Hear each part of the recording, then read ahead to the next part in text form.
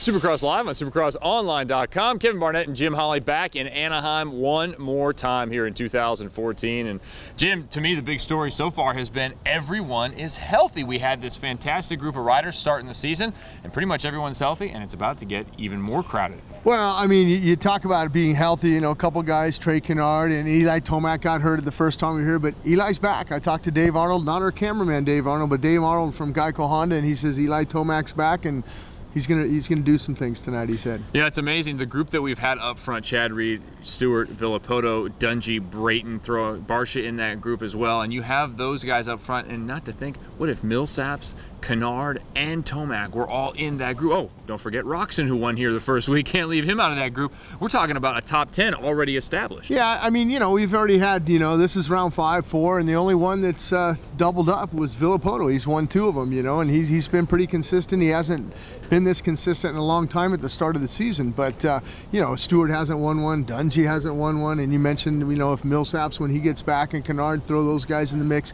Chad Reed's won one. I mean, it is so hard to call this year in 2014 in that 450 class. You never know who's going to win, and it all starts with you know, who's got a good qualifying team, who gets a good pick on the gate, who gets through in the heat race without going to a semi or a last chance, and then who gets that start. And we've seen it in the past. It doesn't matter even if you get that start.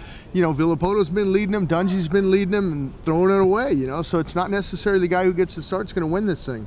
Yeah, I think that's one of the real questions here is for everybody out there that's watched Ryan Villapoto and his dominance the last few seasons, is he going to start running away? Because even the weekends he hasn't won, he's been the fastest many times in practice and many times the fastest on track, but incidents have taken him out. Is this perhaps the start of a run for the champ? You know, it might be a little too early to say that. I mean, you know, let's talk when we get back east in Atlanta and Indy and see how he does, because I know he, you know, he seems to in the past, when he get back east, he starts really coming on fire back east. But I mean, the thing that I noticed about Ryan Villapoto this year is, you know, like last year at Anaheim, you know, round 1 he threw it away, you know, a bunch of times, he got 16th. You know, he's okay with a 4th, you know, and a 5th or whatever. He's all right. And then, you know, when he's on, he's on. I mean, he was on last week in Oakland.